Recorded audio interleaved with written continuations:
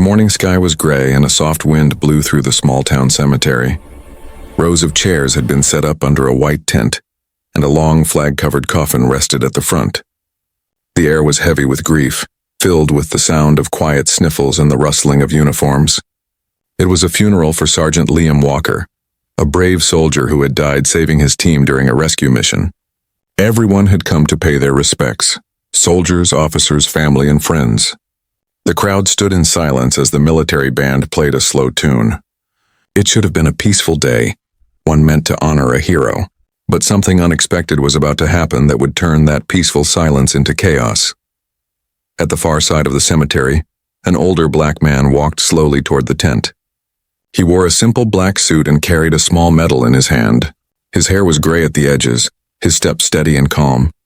His name was Marcus Hayes.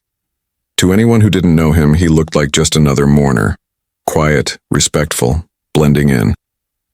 But those who knew his face would have recognized him instantly. He was General Marcus Hayes, one of the most decorated officers in the country, a man who had trained thousands of soldiers and had saved countless lives in battle. He had come not for attention, but to honor the young man who once served under his command. But among the uniformed officers standing guard near the entrance was a man who didn't see a hero. Officer Daniel Briggs was tall, broad, and carried himself like someone who believed the world owed him respect. His reputation in the police department was no secret: arrogant, short-tempered, and known for his prejudice. He had been assigned to help manage the funeral's security, a duty he didn't care much about. To him, it was just another formality, another day in uniform. When he saw Marcus walking toward the tent, Daniel frowned. "Who's that?" he muttered to his partner, Officer James. James shrugged. "Probably a guest." But Daniel's eyes narrowed. "He doesn't look like the kind of man who belongs here," he said under his breath. James turned to him uneasy. "What's that supposed to mean?" Daniel didn't answer. He kept watching Marcus, suspicion growing in his eyes for no real reason. Marcus stopped by a row of chairs waiting for the ceremony to begin. He bowed his head, clutching the medal tightly in his palm. He wasn't here for attention. He just wanted to place the medal on the casket, a silent tribute from one soldier to another. But Daniel's mind twisted the scene. To him, Marcus's calm movement seemed strange. The officer whispered to his partner again, "Keep an eye on him. I don't like the look of this." The funeral began. The chaplain spoke softly about honor, courage, and sacrifice. The flag fluttered in the wind. Family members wiped away tears. Marcus stood still, his expression calm, but there was a heaviness in his eyes, the kind only a soldier could understand. Each word of the eulogy felt like a wound reopening, a reminder of the losses he had seen in countless wars. As the ceremony neared its end, the chaplain invited anyone who wished to say a few words or offer a final gesture to come forward. Marcus stepped toward the coffin, holding the medal carefully in both hands. His footsteps were slow but steady. He reached the front, bowed his head, and placed the medal gently beside the folded flag. The crowd watched in respectful silence, sensing something meaningful about the gesture even if they didn't know who he was. But from the back, Daniel's voice cut through the calm. "Hey!" he shouted, startling everyone. "Step away from the coffin, sir!" The guests turned around, confusion spreading. Marcus lifted his head, surprised. "Excuse me?" he said softly. Daniel started walking forward, his hand resting on his holster. "You heard me," he said sharply. "Step back." Murmurs rippled through the crowd. The chaplain frowned. "Officer, please, this is a funeral." But Daniel ignored him. He was convinced something was wrong, not because of Marcus's actions, but because of the color of his skin and the calm authority in his eyes. "Who are you?" Daniel demanded. "Show me your ID." Marcus blinked slowly, his voice firm but respectful. "Son, this is not the time or the place. I came to honor a soldier." But Daniel didn't listen. His tone grew louder, drawing more attention. "I don't care who you're honoring. Step away." He reached for his weapon, his training clouded by anger and bias. The sound of the gun being drawn echoed like thunder. Gasps filled the air. The widow of Sergeant Walker cried out in fear. Soldiers froze in disbelief. For a moment, everything stopped. The music, the wind, even the birds. Marcus stood there unflinching, looking at the young officer with disappointment rather than fear. "You're pointing that weapon at the wrong man," he said quietly. The silence that followed was deep and cold. People started pulling out their phones, recording what they were seeing. Officer James grabbed Daniel's arm. "Are you insane?" he whispered harshly. But Daniel's pride wouldn't let him lower the gun. He didn't realize that the man he was threatening wasn't just anyone. He was standing inches away from a living legend, a man whose medals and honors could fill a museum. Marcus didn't flinch. His eyes, calm and steady, locked on Daniel's. "You're disgracing your badge," he said softly, his voice strong enough for everyone to hear. "And the uniform you wear deserves better." In that moment, something in Daniel's face shifted. Confusion, anger, fear, all mixed together. Around him, every head had turned. Every phone was recording, and every soldier stood frozen, waiting for him to lower his weapon. What should have been a quiet, respectful farewell for a fallen hero had now turned into something unthinkable. A moment that would be remembered not for the soldier who was buried, but for the officer who let hate control his hand. And that was only the beginning of what would follow. The gun lowered slowly, but the damage was already done. The peaceful funeral had been broken, and every whisper in the crowd carried the same question. Who was this officer, and what had just happened? The priest's trembling voice faded away, replaced by the sharp click of phone cameras. Officer Daniel Briggs stood there, trying to hide the panic behind his eyes. His pulse raced, his fingers twitched, and the reality of what he had done began to sink in. But his pride wouldn't let him back down. He straightened his shoulders, pretending to be in control, though the crowd could see right through him. "Sir, I told you to step away," he said again, but this time his voice cracked slightly. General Marcus Hayes, still standing near the coffin, turned his head slowly. His expression remained calm, his deep eyes holding a quiet authority that made Daniel hesitate. "You've already made your mistake, officer," Marcus said softly, his tone carrying the weight of command. "Don't make it worse," Daniel didn't respond. He couldn't. Something about that voice stirred a strange familiarity, like the voice of an old commander, the kind that soldiers obeyed without question. For a brief moment he hesitated, unsure, but then the whispers grew louder and his pride returned, burning hotter than reason. "I don't take orders from anyone outside this department," he snapped. "Now step back." The silence that followed was heavy. Even the wind seemed to pause. Marcus didn't move. His calmness wasn't defiance, it was experience. He had seen men like this before, men who confused power with respect. Slowly he reached into his pocket and pulled out a small leather badge holder. When he opened it, the silver star glinted in the light, a 4-star general's insignia. Daniel froze. His mouth went dry. His gun slipped slightly in his grip. The murmurs turned into gasps. One of the soldiers near the front saluted instinctively, his face pale with shock. "Sir?" the soldier said loudly. "General Hayes?" Marcus gave a small nod. The truth spread through the crowd like lightning. Every officer present suddenly stood straighter. Even the widow placed her hand over her heart. But Daniel didn't know what to do. His arrogance had turned into confusion, and confusion quickly became fear. He had just pulled a weapon on a man who outranked every person there. A national hero, a mentor to half the army officers standing in attendance. His partner, Officer James, grabbed his arm and whispered sharply, "Put it away, Daniel." "Now!" Daniel's face flushed red, his jaw tightening. He shoved the gun back into his holster, trying to act like it was no big deal. "How was I supposed to know who he was?" he muttered. He wasn't in uniform, but everyone could hear the shaking in his voice. The crowd didn't buy his excuse. They had seen the look in his eyes before he pulled that gun. It wasn't about identity. It was about prejudice. General Hayes stepped closer, not with anger but with quiet strength.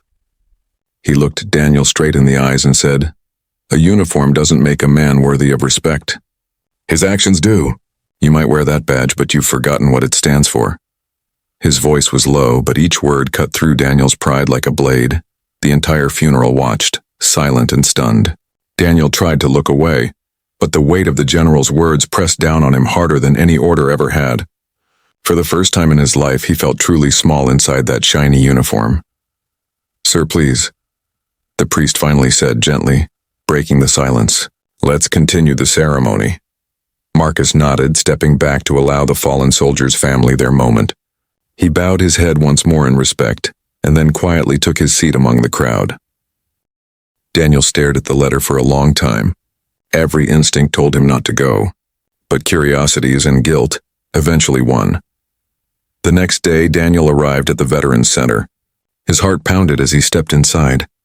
The hall smelled faintly of coffee and old medals. At the far end of the room sat Marcus Hayes reading a file. When he looked up, his expression was calm, unreadable. "Sit down," the general said simply. Daniel obeyed. For a moment, neither spoke. The silence was unbearable. Finally, Daniel said quietly, "Sir, I didn't mean to." Hayes raised a hand, stopping him. "Don't lie to me, son. You didn't see a threat that day. You saw a color, and your mind made the rest up." Daniel's throat tightened. He tried to speak, but the words wouldn't come. Hayes leaned forward slightly. "You think respect is something you can demand with a gun. But respect doesn't come from fear. It comes from understanding. From humility." Daniel's eyes burned, his jaw trembling. I was just doing my job," he whispered weakly. The general shook his head. "Your job was to protect. You used it to humiliate. That's not duty, that's ego wearing a uniform." For the first time, Daniel didn't argue. He just sat there, staring at the floor, realizing how small his badge had really made him. After a long silence, Hayes spoke again. "You can't undo what happened, but you can decide what kind of man you'll be after it. The world already judged you. Now it's time you judge yourself." Daniel looked up, tears forming in his eyes. "Do you hate me?" Hayes sighed softly, his gaze steady. "No, son. Hate doesn't heal. But I pity the man who's too blind to see his own reflection in the people he mistreats." Those words hit harder than any punishment could. When Daniel left the building, the world outside felt louder, sharper, and somehow heavier. He realized that the real trial wasn't waiting for him in a courtroom. It had already begun inside his heart. That night, as the city lights blinked below his apartment window, Daniel finally broke down. For the first time in years, the arrogant officer cried, not for the world's judgment, but for the man he had allowed himself to become.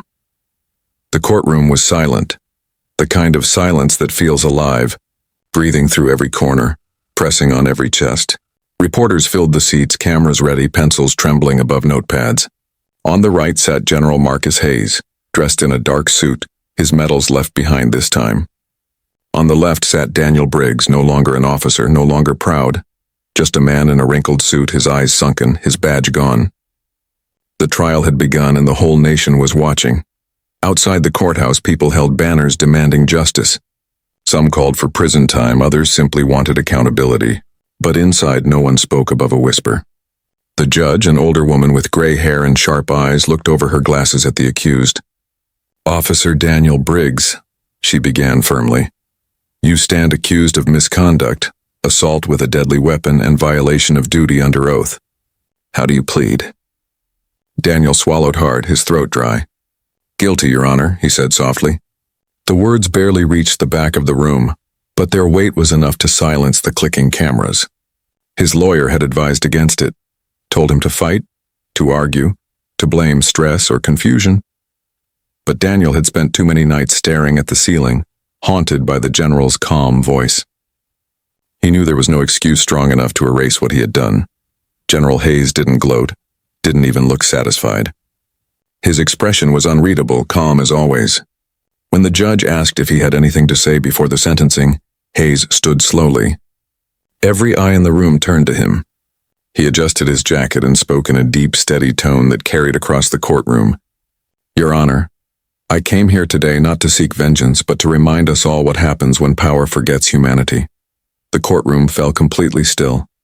"This man pointed a gun at me," Hayes continued.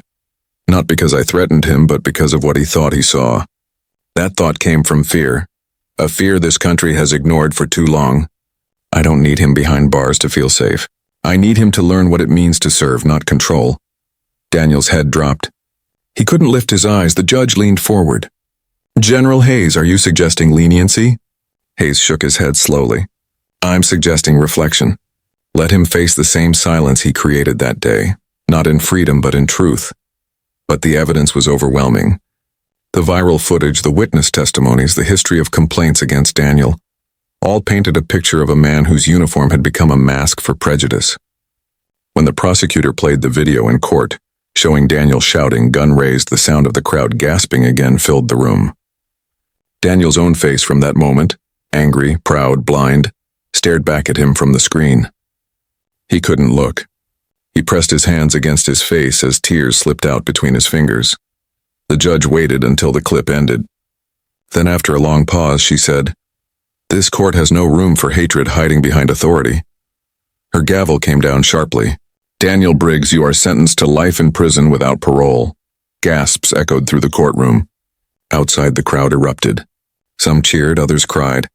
Cameras flashed wildly as the bailiffs approached. Daniel didn't fight. He stood up quietly, his body trembling, and allowed them to cuff his hands. He turned once, looking at the general, the man he had insulted, the man he had nearly shot. Their eyes met briefly. What Daniel saw there wasn't triumph. It was something far heavier, disappointment mixed with mercy.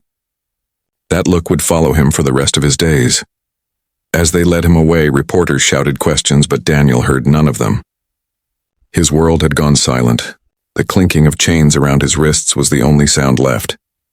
He walked out of the courtroom not as an officer, not even as a man, but as a warning. After the sentencing, General Hayes stepped outside where microphones were waiting. A reporter asked, "General, do you think justice was served?" Hayes looked up at the gray sky for a moment before answering softly, "Justice isn't about punishment. It's about realization. I only hope he finds his." That night, Daniel sat in his small cell for the first time, staring at the blank wall. It wasn't the bars or the isolation that hurt him most. It was the memory of that funeral, the calm strength in the general's voice, the truth in his words. He whispered to himself in the dark, "Power forgets humanity."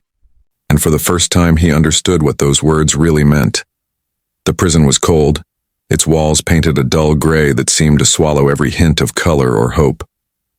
The echo of footsteps and metal doors clanging shut became the new rhythm of Daniel Briggs's life. Gone were the polished boots, the clean badge, the authority that once made him feel untouchable. Here inside these walls, everyone wore the same uniform. No one saluted him anymore. No one looked up to him. And for the first time, Daniel truly understood what it meant to be powerless. Days turned into weeks, then months. His name had long disappeared from headlines, replaced by newer scandals. But within those prison walls, everyone still knew who he was. Some inmates mocked him, calling him officer racist or badge boy. Others ignored him completely. Daniel didn't fight back. He took the insults quietly because deep down he knew he deserved them. Every night he lay on the hard cot staring at the ceiling, hearing the faint echoes of General Hayes's words. Respect doesn't come from fear. It comes from understanding. At first he tried to block that voice out. He told himself it was too late for understanding. But guilt is a heavy teacher. It never stops whispering. Slowly, Daniel began to listen. The prison offered a rehabilitation program for former officers and soldiers. Classes, reading sessions, and counseling meant to rebuild what hatred had broken. One morning, Daniel signed up, not because he believed it would fix him, but because he had nothing left to lose. The class was led by an older man named Warden Miller, calm, stern, and surprisingly kind. "We don't fix people here," Miller told the group during their first session. "We help them see who they really are." For weeks, Daniel sat silently in the back of the class, listening to others share their stories. Stories of regret, of anger, of moments they couldn't take back. One man, a former soldier, talked about how war had made him see enemies everywhere, even in innocent faces. Daniel felt that same poison in his own heart. When it was finally his turn to speak, he hesitated. The room waited. Then for the first time, Daniel said the words out loud. "I wasn't protecting anyone that day. I was protecting my pride." The room fell quiet. The warden nodded slowly. "That's the first honest thing you've said since you got here," he said. "That's where change begins." From that day, something inside Daniel shifted. He started spending his free hours in the library, reading books about history, race, and empathy, subjects he once would have scoffed at. He found himself underlining passages about courage and compassion, about people who fought hatred with peace. One evening, while flipping through a magazine, he froze. There on a page was a photo of General Marcus Hayes, smiling, shaking hands with young cadets at a military academy. The headline read, "The General Who Taught the Nation About Respect." Daniel's chest tightened. He read the article twice. The general had refused to comment about the trial, but his words still reached the world. One man's mistake can become another man's lesson, if he chooses to learn. That night, Daniel wrote a letter. His hands shook as he put pen to paper. "General Hayes," he began, "you don't owe me forgiveness and I don't deserve it. But I wanted to tell you that you were right.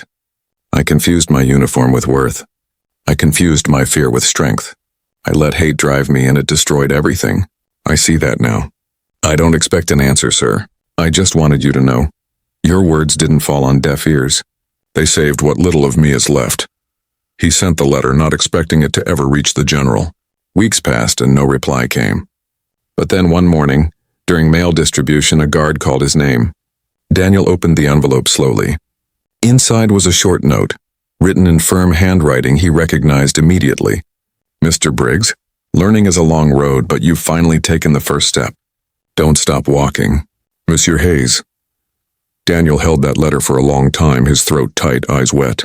For the first time since his arrest, he felt something close to peace. After that, Daniel began teaching a class inside the prison. Not about law enforcement, but about restraint, respect, and responsibility. "You can wear power like armor," he told the younger inmates, "or you can wear it like a burden. The choice defines the man." Some laughed, some ignored him, but others listened, really listened. Years passed. Daniel's hair began to gray, his posture softened. He was no longer the loud, proud officer who barked orders. He had become a quiet man who chose his words carefully. Every time he walked through the cell blocks, he carried the general's letter folded in his pocket. A reminder that redemption wasn't freedom, it was effort. Outside the prison, the world slowly forgot his name. But one man never did, the man who had seen something worth saving in him. And that belief, silent but powerful, became Daniel's light in a place built entirely of shadows. Years had passed. Seasons changed, guards retired, new inmates came and went. But Daniel Briggs remained. Time had softened him. The once loud, arrogant officer who believed the world should salute him was now a quiet man who listened more than he spoke. His face had lines of regret etched deep into it, but his eyes, once cold with pride, carried a different light now. A humble one. In prison he had earned respect not through power but through patience. He taught other inmates how to read, helped those struggling with anger, and often reminded them, "You don't fix your past by forgetting it. You fix it by understanding it." The guards began to call him Teacher Briggs, a name that made him smile sadly. Redemption hadn't freed him, but it had changed him. Then, one gray morning, a letter arrived. The guard handed it over with a knowing nod. Daniel unfolded it carefully, his hands trembling. The handwriting was familiar, firm, steady, disciplined. "Mr. Briggs," it read, "I'm visiting the correctional program next week. I'd like to speak with you in person. General M. Hayes." For a long moment, Daniel just stared at the letter. He hadn't seen or spoken to the general since the trial, though the man's words had echoed in his mind every day. He didn't know what Hayes wanted to say after all these years. But part of him felt ready. Ready to face the man he had wronged, not as an enemy, but as a student facing his teacher. When the day came, the warden escorted the general through the iron gates. Even after all these years, Marcus Hayes still carried that same calm authority, the kind that didn't need to shout to be heard. He entered the small visitor's room where Daniel stood waiting. For a moment, both men simply looked at each other. Two lives bound by one moment of hatred that had changed them both forever. "General," Daniel said quietly, his voice shaking, "I wasn't sure you'd actually come." Hayes gave a faint smile. "I don't make promises I don't intend to keep." They sat across from each other. Daniel looked smaller now, not just from age but from humility. Hayes studied him for a while before speaking. "I've been reading reports about you," he said. "Teaching, mentoring, helping others. That's good work." Daniel nodded slowly. "It's the only kind I can do, sir. I can't undo what I did, but maybe I can stop others from making the same mistake." The general leaned back, silent for a few seconds. "You've learned something most people never do," he said. "That power means nothing if it isn't used to lift others." Daniel looked down at his hands, scarred and rough. "I used to think respect came from the gun, from the badge, from the authority I carried. But it doesn't. It comes from how you treat the people who can't fight back." Hayes's eyes softened. "And that," he said quietly, "is the lesson every leader should know before they ever wear a uniform." For the first time since that terrible day, Both men smiled, not as officer and general, but as two human beings who finally understood each other. When their time was up, Hayes stood to leave. He reached into his pocket and placed something on the table, a small folded card. "This is the same quote I keep on my desk," he said. "It's from my father. Redemption isn't about being forgiven. It's about what you do after you realize you were wrong."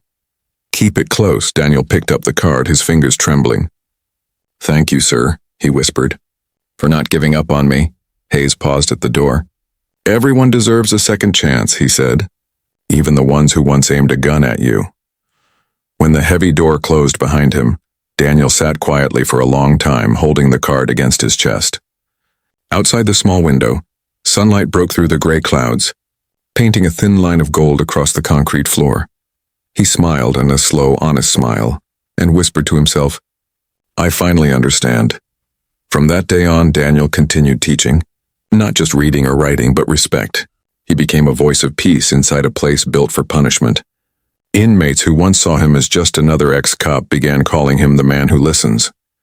And somewhere beyond those prison walls, General Hayes knew that the lesson he had once given in anger had grown into something far greater. A living example that even the darkest hearts can learn to carry light.